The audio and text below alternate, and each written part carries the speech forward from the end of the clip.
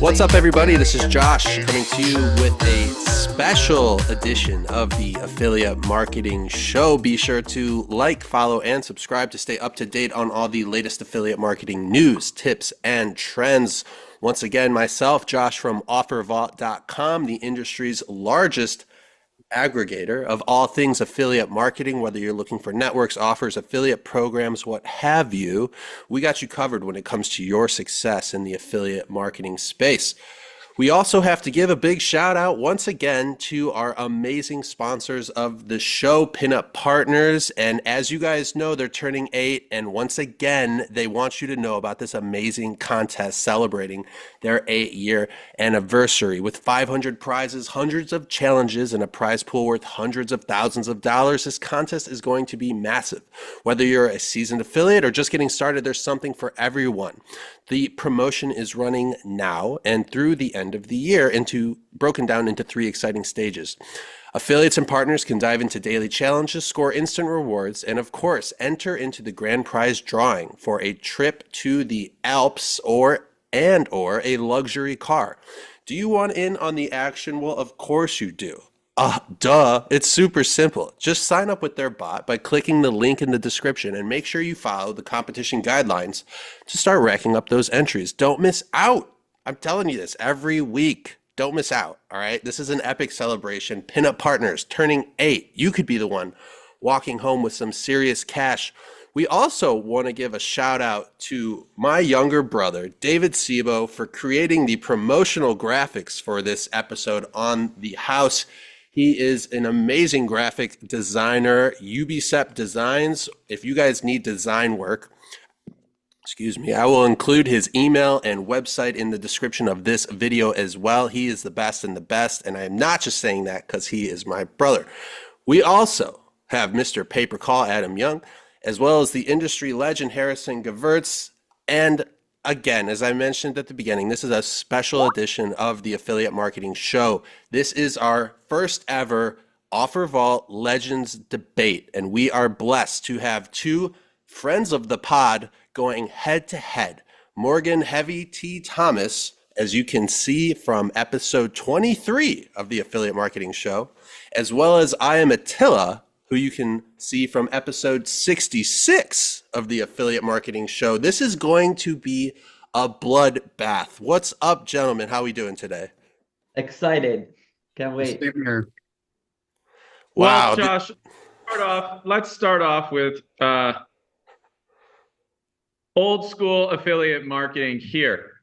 So you mentioned in the sponsorship that Pinup Partners was giving away a luxury car. Now, all of us that have been around the block know that this is a rental.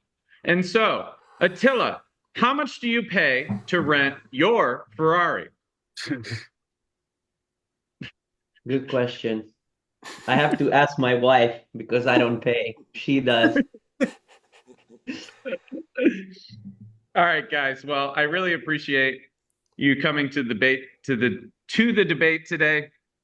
I'd like to start by asking Morgan HeavyT Thomas why he still goes by HeavyT, because the last time I checked, you were pretty skinny these days. Let's go.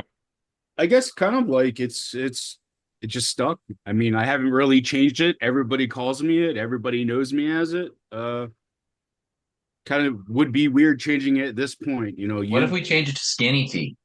We could change it to Skinny T, but then I'd have to listen to, I'd be like a stripper at a club listening for my real name and then, my stage name. So that would make it, kind of hard to party and do business when you got to listen for both those things. So Harrison, I got to ask, did you get a new couch? Well, debates get me pretty excited.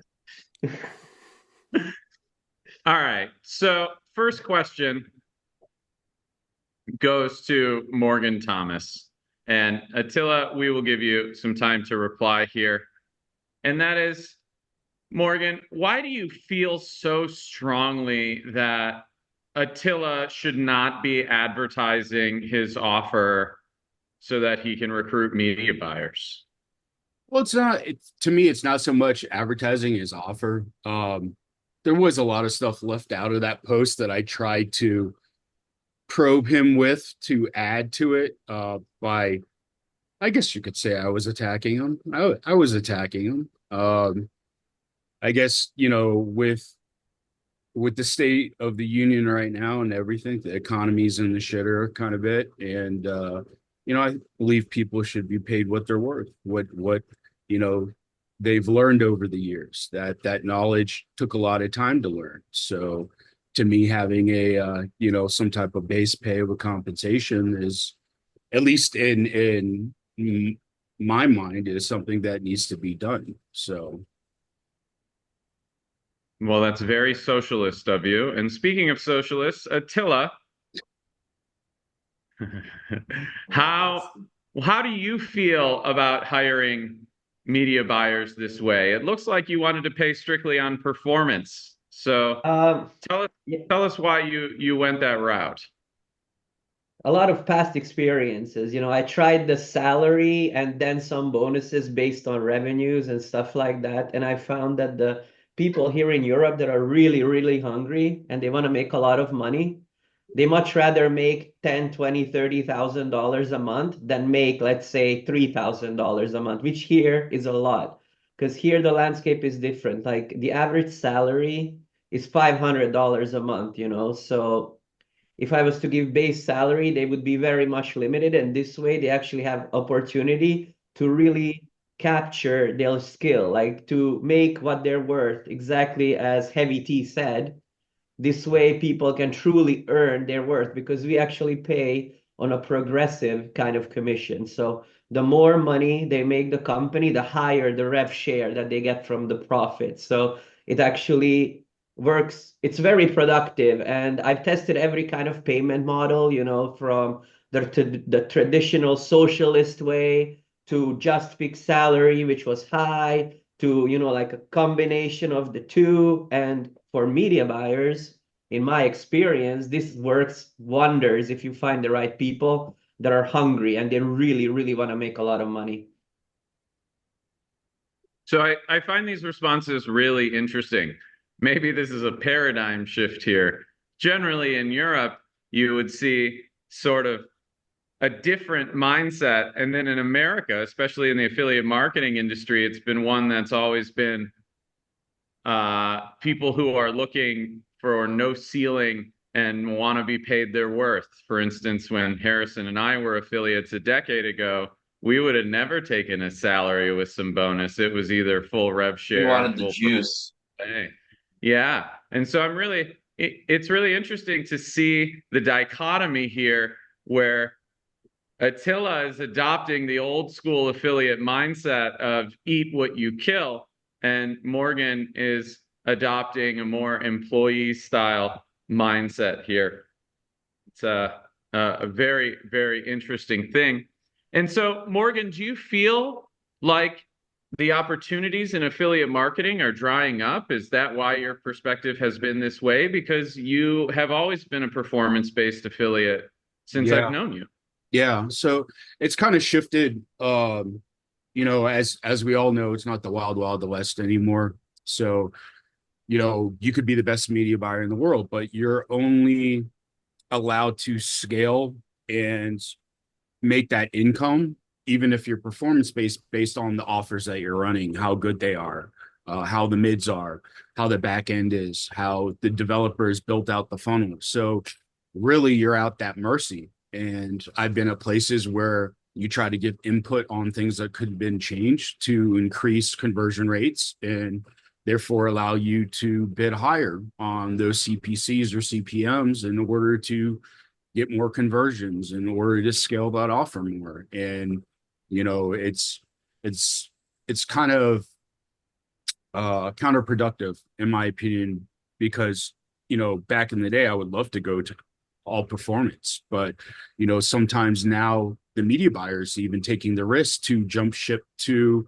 another company to where, they might want to do all performance based. So they are, taking that risk there. So they should be, at least in my opinion, offered some type of base pay in order to cover, their standard bills and stuff. And, where iAmAttila is, I can see that to where other countries, they'd be happy making that base and not want to push any harder. But by removing that, it kind of forces their hand at doing better and overall helps the company and the media buyer, I guess. Now, Attila, when you bring on affiliates, you said you've tested a lot of these different models. Which one is the model that results in you making the most money, and which one is the model that results in the affiliate making the most money? Okay, so the one that this is very strange. I used to actually organize like EDM festivals before I got into performance marketing. I know a lot of guys, they were poker players. I was making like booking big DJs and making big parties and stuff. And the model, like there, what happened was when I was doing them alone, like organizing the parties by myself, I was making, I don't know how much, let's say $10,000 on one night, just conservative, just an example. But somehow, there was a limit of how many people could fit into the venue. When I partnered with another promoter and we did an event together at the same venue, so let's say 1,000 people max, we both ended up making more money together than I made alone. It's really strange. And what I learned is when I give this commission-only progressive model to media buyers, I make more because they're hungry, so they're gonna push harder. And in turn, I'm gonna make more versus a salary man, like a Japanese salary man that works for the company and just does the bare minimum to get by. So for me, definitely, where I'm giving way more to a media buyer than any person would, that works best because they're gonna push so much that even if we go up to like a 70-30, so he gets 70% and I get 30%, he's going to do such big revenue that 30% is going to be worth so much more than one dude who's getting fixed salary 10,000 per month. You know what I mean? Like for me, this model Have is you ever done amazing. like a hybrid model, like where you pay a very low base and then you give a very strong commission, or have you just done either all or Uh, nothing? I guess you could say. we actually do both. So I do pay base because we understand that people have needs, like HeavyT said.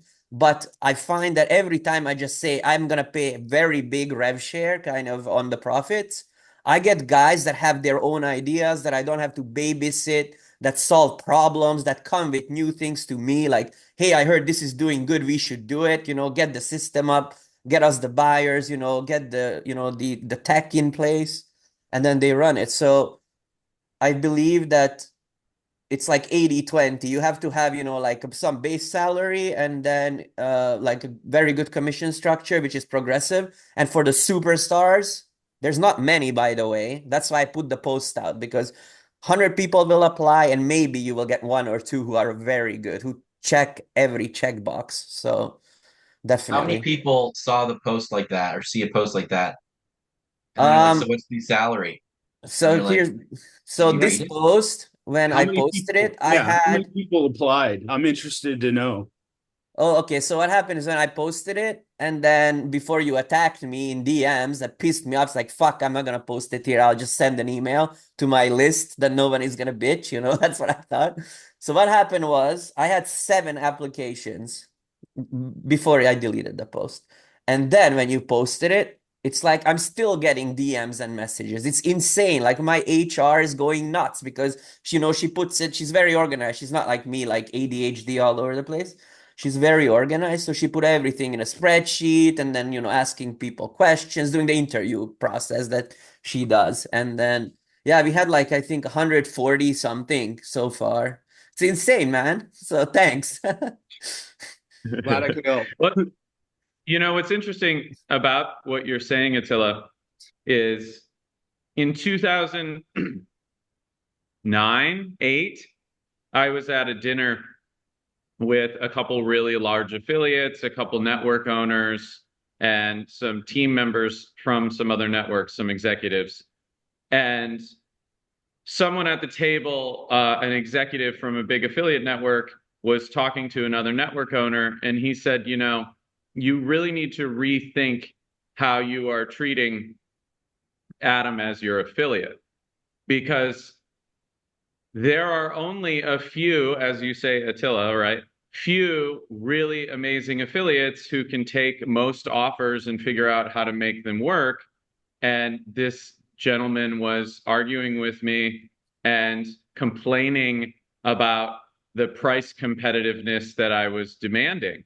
And the executive at the network was like, "You're doing this wrong. Like, you should give him the tools so that he can make more money, because he's going to spend more money on advertising. This isn't about just him raising his profits. It's about him growing his advertising."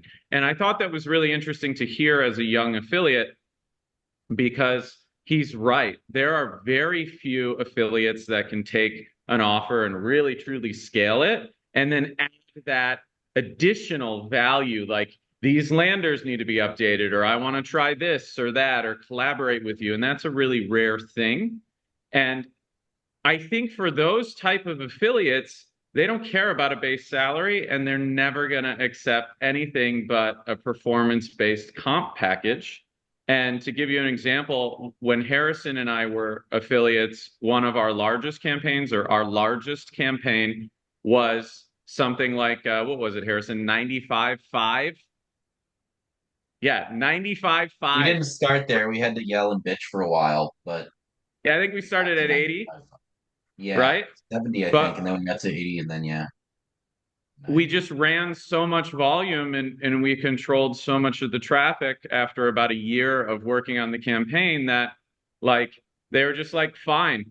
It was volume based, and they made more money because of volume. And so they were like, we need this as the base volume. And then they made all their profits on the other affiliates, because we were holding up the base volume of the campaign. Not all campaigns work that way. 95.5 is a little unreasonable. I'm not going to pretend about that. But you know, in Attila's case, when he's got a big affiliate and it's like, hey, I'm gonna give this person 70% or something, that's a real gesture and a real opportunity in my eyes. And for the media buyers and successful affiliates, like they don't need a base salary. Like they already have plenty of money. And so on that note, I have a question for you, Morgan. When you started as an affiliate, did anyone offer you a salary? Actually, no, not at all. And I think what's happened is I've become jaded to an extent over time, because, you know, it's gotten to the point now where there's so many other external factors than what it used to be. You know, you used to be able to go and get an offer, work on it, get it to scale, you know, and then figure out, you know, as you said, all the nuances and just grow it. But nowadays, there's so many external factors that you have to consider. Or, you know, I've gone from the affiliate route to the corporate route now, and I've worked for several companies over the past several years, and I've seen roadblocks to where, you know, the biz dev person isn't getting offers like they should. They're not, you know, filling the ping tree with buyers. They're not going out. They're not hungry. They're not thirsty. So someone else in the kind of the line of fire, the supply chain, shall we call it, is slacking, and then it makes your job harder to do. I get it. Yep. And then like that's perfectly how iAmAttila said, like, you know, it's the affiliate gets hungry and they want to do stuff. And like I said, I want to do stuff. Why aren't you doing this? Why aren't we changing the landing pages here? Or can we test this? Can we do that? And it gets to the point where everything becomes counterproductive, to where you stop asking that. You stop offering help. Everything that you've learned over the past decade or more, you don't want to help with, you know, because they're just happy where they are, but you know it can do better. You know it can scale where it needs to be. And you have those connections at traffic sources and stuff that you've built over the years, where you want to use those connections to do that, but you can't because your hands are tied. That's a really bleak outlook. Attila, do you agree with that outlook? Or how do you see the landscape right now for networks, offer owners? Okay, so I understand that, he's feeling sad because when he started, it was very easy. Like Facebook was new, there was no policy, Google had no policy. It was very easy to cut and paste stuff and it would work because CPMs and clicks were so cheap that, and also people didn't know of all the scams and all the affiliate stuff, right? And nowadays it has matured, and when an industry matures, it becomes more challenging. But if you're doing this like a marathon because you enjoy it, like that's how I got into this industry, like I enjoy this is like my game. So for me, it's not about making money. That is just like a score, like a side effect that comes from it. And that's why I don't mind helping people. Like I'm 100% about sharing because I believe in karma. There's a lot of guys out there, including my biggest fans, that believe that if you share, then you're not going to make any money. But the world is so big, that you can make a fuck ton of money, right? So I believe in sharing because I believe in karma and it has been good to me. And as long as you continue learning and adapting to change, you can make a ton of money in affiliate marketing and in partner marketing and even create your own offers. There's endless opportunity. Always new ones are being born, like Newsbreak, right? New traffic source. It's killing. It's like making a lot of money for a lot of people now. Oh, Newsbreak is great. Newsbreak is great. That's one of my favorite traffic sources. Yeah, so there's always new things. Just I understand, Heavy T's perspective that even as I get older, I get tired, right? Like before, I used to sit 16 hours on the computer and nerd it up. I loved it. Like it was so fun, that's all I did. Learn everything A to Z. It felt like the day, like the end of the day would never come. But now my body is catching up with me. I'm 41. So I have to get up and take a break and all this stuff. Like it sucks, It's like I'm pissed off, like fuck. Like I have so many things to do, like body, goddamn, why do you get tired, So I understand that, it seems like things are getting harder. We're not young, so we don't have the same kind of energy to do the things that we want to do just because of our health and age, So I understand. I'd like to just take an intermission and talk about that specifically for a second. So, how old are you, Morgan? I'm 44. Just turned 44 in August. Okay. So Morgan used to be really fat, and he'll admit to that, I think. Oh, and yeah. he has done I was huge. he has done an incredible job losing weight. And by the way, for everyone out there, I've known Morgan for a really long time. He's got a great sense of humor. But I'm actually like, I've watched your progress. Like, like I'm even proud of what you've accomplished. Like it's super cool, and it's super nice to see you more healthy. And as we get older, Attila, like our bodies break down and we have to focus on our health. And so I too have lost a lot of weight. I'm down like 40 pounds or something over the last 15 months. Yeah, I'm like ripped. It's ridiculous. Harrison's gaining it all in muscle over there, and Mr. Mr. Muscle Freak hitting the gym every day. Yeah, he's out of control. I pushed him randomly and like his shoulder, and I was shocked. I was like, oh my God, I am not fucking with this guy. He's like over there. Do not. I've had to buy all new clothes like 3 times. Do not like the Harrison.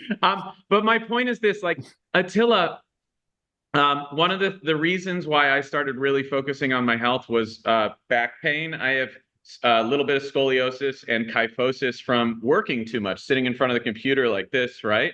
And so I think as we get older, the more important health is. And so I've been prioritizing my health, and I'm actually working more, I think, than I maybe ever have. And I'm doing so with constant energy and creativity. I think I have the highest mental acuity I've ever had and the most stamina I've ever had. And I'm 40. And over the last year, that shifted because of me making health my number one priority. And so I think if you want to go back to what you used to do related to that, you have to make the time to work out 7 days a week at least once. And then you'll be able to actually hustle and grind way more than you used to. And as we get older, it becomes like more and more important and it just hurts more and more when we don't do it. Dude, tell me about it. I like losing all this weight. As I was making a joke with my girlfriend a couple of months ago, I'm like finding bones that I never even knew I had because the padding's disappeared. I was sitting in a chair at a restaurant and I'm like, what's up with this chair?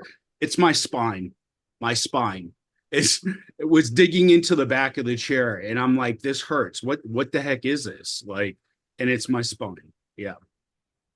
Yeah, I sat on a plastic bench or chair, I forget, like a week ago.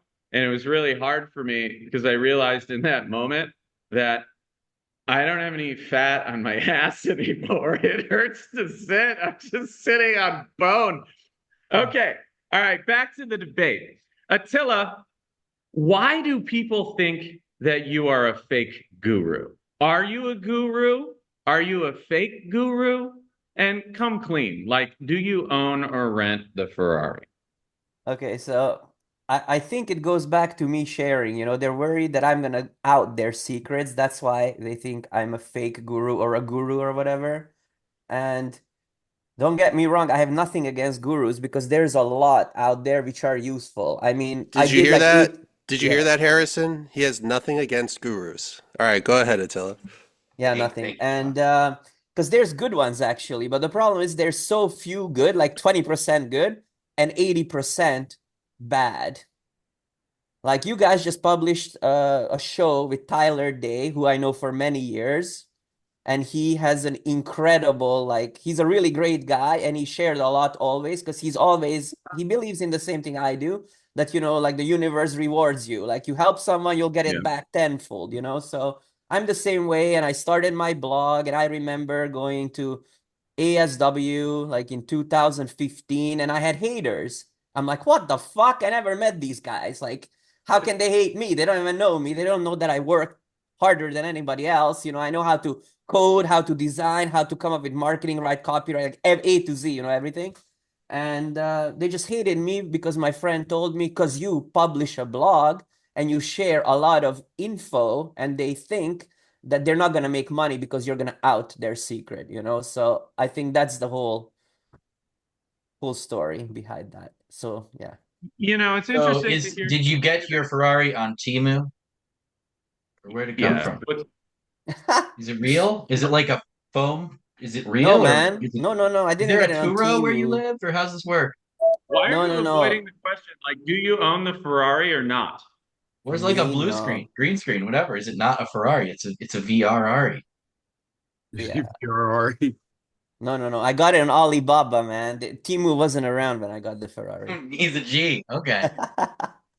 So to your point, Attila, I Wait, just wanna. since this is a debate, I do need to do one quick fact check. We did not release the episode with Tyler Day. That is our good friend David Stodolak at the LFG show, who Oh, we right. do Sorry. syndicate. Yeah. We Oh, do we're syndicate. fact-checking now. It's a We debate, do but only to syndicate. Attila. I like We it. do syndicate the LFG show on the The red OfferVault shirt. channel. We are a partner of them. But David Stodolak, LFG show, big shout out. Thank you for that content. Go ahead, Adam. Yeah, let's fucking go, Dave. All right. So this is what happens when you give away information and you help people. And I don't necessarily think that there's anything wrong with that. Up there on the wall in Harrison and my kitchen are 105 people that we helped become millionaires. And I understand the hating on the guru thing. And it's interesting because I'm running book ads right now and I'm getting a decent amount of hate on a daily basis. And I'm not even selling a course. I'm literally just giving the book away. If you pay shipping, it's like less than a grande frappuccino at fucking Starbucks. And people are losing their minds over the fact that I want people to read a book that I think will change their lives. And so, Attila, I've actually felt that hate lately, and it's really surprising to me. When we get a comment that's like something negative, I actually reply to them, and I talk to the people and I'm literally like, dude, if you're this upset over my book, I tell you what, like, send me your address. I'll just ship you a copy. You don't even need to pay shipping if you'll read it. Like, why would you hate someone for wanting to teach others how to do something to better their lives? And it's true, not everyone's successful, right? Like, thousands of people have gotten the book from my ads, and most of them will not have any success from it, right? Even if they read the book 3 times, but there will be a few who do, and that's, I think, why we give away the information. And I think it comes from a place of love. And correct me if I'm wrong here, Attila, but like for me, it comes from a place of love because when I was struggling and couldn't survive when I was, 21 years old,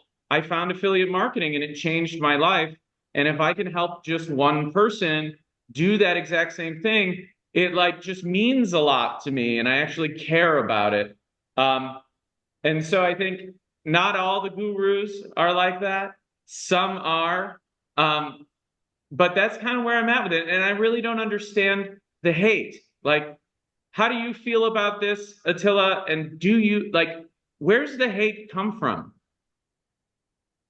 I have no idea, honestly. I think it just goes back to that they're not the type of people that believe that you should share stuff because it's going to ruin your own well-being. I think that's what it's all about. I don't know, because as I said, all of my haters, they're very vocal. They were very happy to attack in Morgan's thread as well. They never actually met me and talked to me in person. They have no clue what I'm like, really. But they just built the hate, which is extremely strong, from assumptions, And if I think about it, I can only think about this as the answer, that they're worried that if I out, let's say, their ACA angle, they're going to make less money. But fuck, that's not the case. I thought that, ACA is dead in March when I tested it. And then I heard Italian friend, he's going to hit 100 million in revenue this year, doing lead gen in the US, part of which is ACA. Like, holy shit, you guys know him. So I'm not going to name drop right now, but yeah, so that's, I think, what it boils down to. I cannot think of anything else, I think honestly. some people are just like, you know, haters at their core. And like there's people out there who think there's always a catch. Like, okay, what are you trying to get from me? No matter like how good of an offer it is, like you'll never convince them otherwise because that's just how their brain works. There's always a catch no matter what. Let me ask Speaking you of this. haters, Yeah. speaking of haters, Morgan, how do you feel about gurus? I think they have their place. I guess I was once a guru at one point, and I was going to ask iAmAttila this. Like, do you feel that the amount of hate that you're getting has increased over time from like several years ago, or it's been about the same? No, I think it decreased actually. And a lot of haters over the years realized that I actually walk the walk. I don't just talk like a fake guru. I actually do, and I'm here. Like it's a marathon. And one of my best friends used to hate me in 2015. Like I got this hat from him from my birthday. And he used to hate me. He used to think I'm not real, I'm not authentic, but time heals all wounds, right? So time also shows a character of a person. So I earned his trust and it feels good, because he used to hate me, but I liked his character back then and he didn't like me. And now I'm like, yeah, this is an awesome guy and he knows me like my true self as well and feels really good. So to answer your question, over time, I have less haters than I had before. So it's a really good thing. What's interesting about what you said, Attila, is like you're very generous with your time. And I'm sure you remember how we met in person. And that was for people watching. Attila was posting an Instagram story down here in Miami at Bayfront Park. And I replied and was like, hey, you're in Miami. I'm over here. Come over now. And he did. Was And this just like, before okay. was this before or after he was on the affiliate marketing show? Before. Oh, okay. Before. Yeah, I literally just messaged him. It's like, hey, you're like across the street, like come over now. And he did. And we hung out for like an hour and a half or 2 hours. And I think that says something. Like he's like, oh, this guy's in the industry. Like he's been around forever. I'll go over to his place and we'll talk about whatever.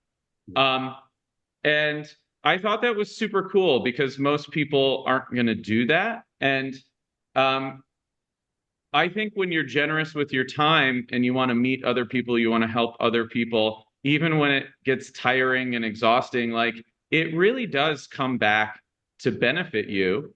And now, Attila and I are friends because of this.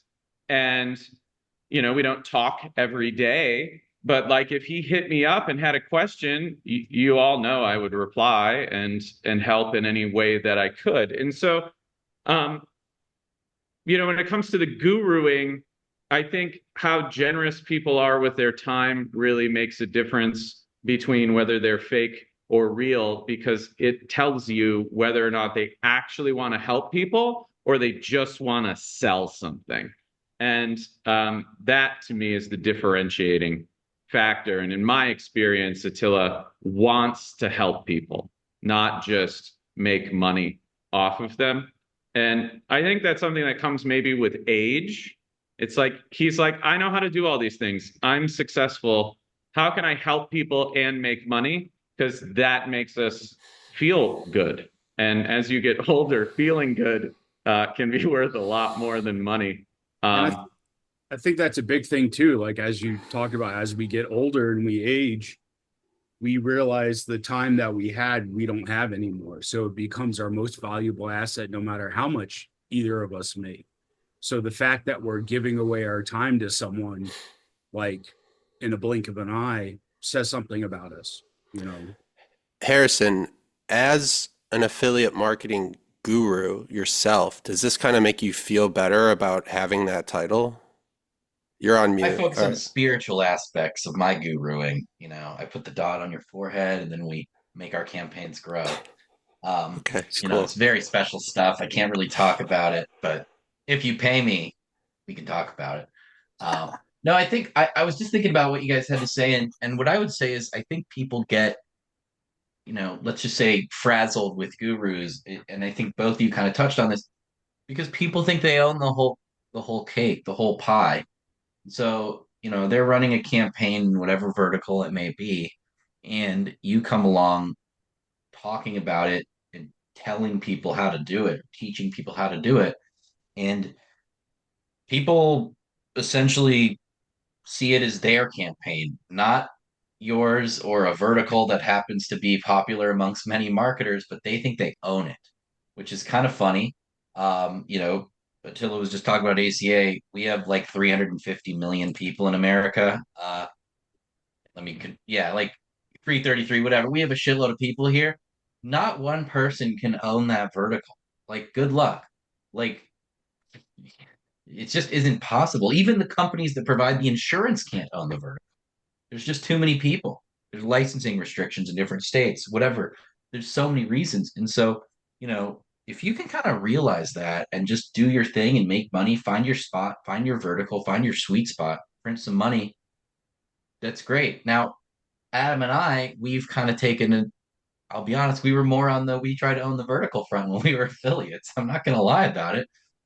We did work with affiliates and we taught some people, but when we taught affiliates, we had a different perspective. We just wanted them just to be loyal to us. We didn't charge them to learn a vertical or how to market something, but we wanted them to stick to us. And that worked well for us. But then again, we definitely had competition and we did not own an entire vertical. And so I think, you know, that's ego and it makes people want to, if Attila's teaching people a vertical that they're running, if I'm running a great Nutra campaign and Attila comes in talking about how he's going to make you crush Nutra, I guess it's human nature to feel threatened. Although a lot of people that want to buy Nutra products, so like you're probably going to be fine. And Well, that's that's the our same model today, Harrison. Not a lot's really changed. We teach people about calls, and we do that because we want them to be loyal to us and hopefully do business with us. Though we don't Yeah. force it. And I think what's interesting about that strategy and our strategy is we've taught a lot of people about calls. A lot of the people we've taught don't work with us. And that means that by being guru-y and teaching people, we've actually helped not only our business grow, but the entire space grow, even our competitors grow. And I'm okay with that. Like, that doesn't bother me at all, because no matter what, at the end of the day, when you teach someone something, they don't forget about you.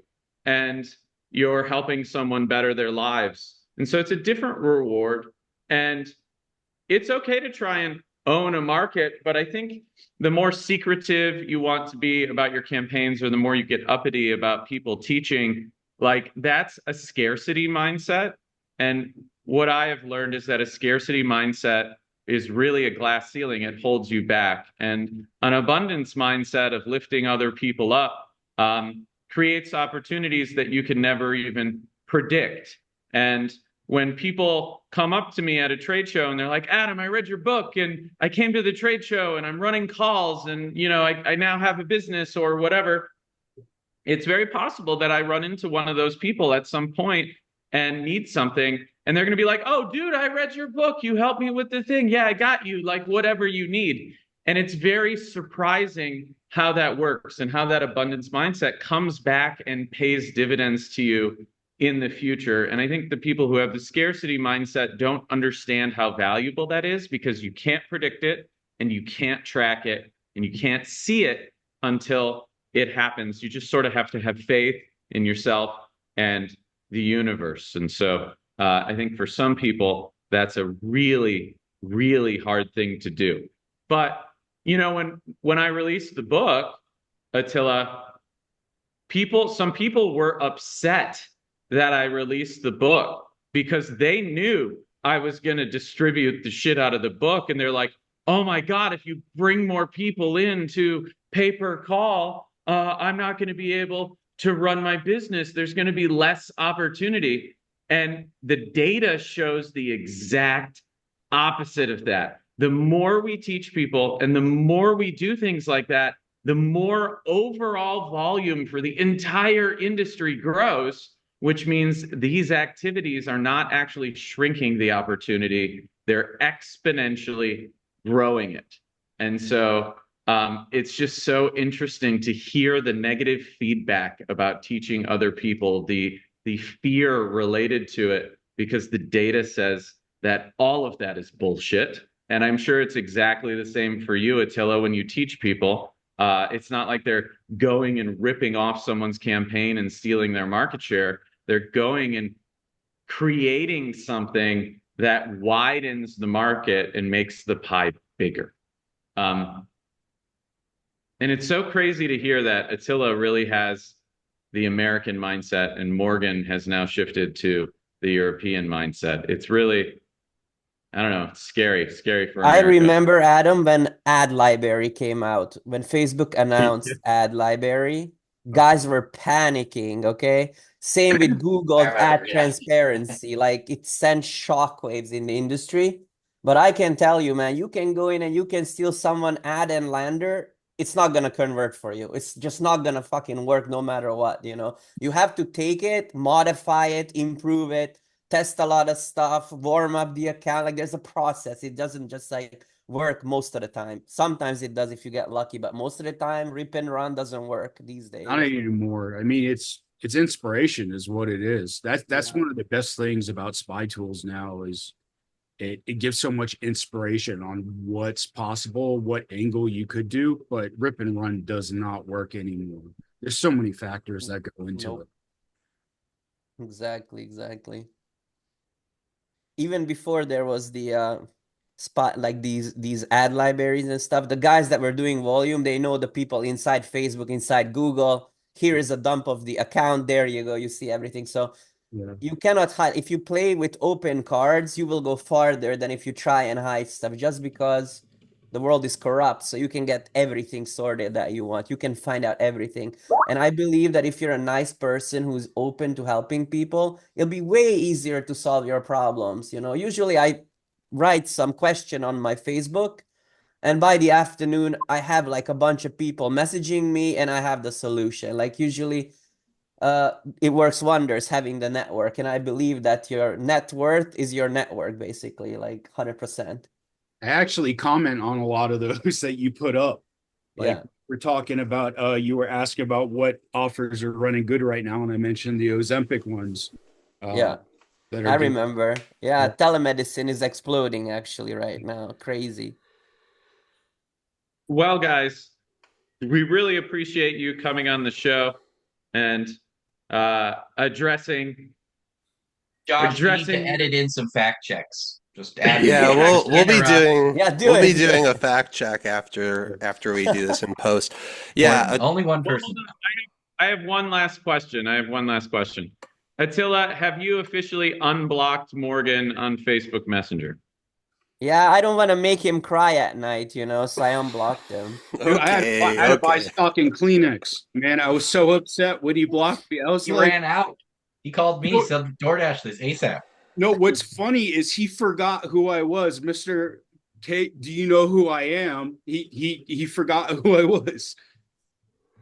Well, how No, could no, dude, anyone? I will never, ever, ever forget the guy with the biggest monitor set up on the internet ever. So, yeah, man. Well, I'm glad to see that we have resolved this dispute, made two new best friends in the industry. iAmAttila, Morgan HeavyT Thomas, thanks for coming on our first ever OfferVault Legends debate. Thank you all for tuning in to the Affiliate Marketing Show. For myself, Josh from OfferVault, Mr. Pay Per Call, aka Daddy Callbucks, Adam Young, as well as the affiliate marketing guru, Harrison Gevirtz, and our two special industry legends, iAmAttila and Morgan Thomas, aka HeavyT. Let's make that paper. Let's make that dough. This was the Affiliate Marketing Show. We will see you next time.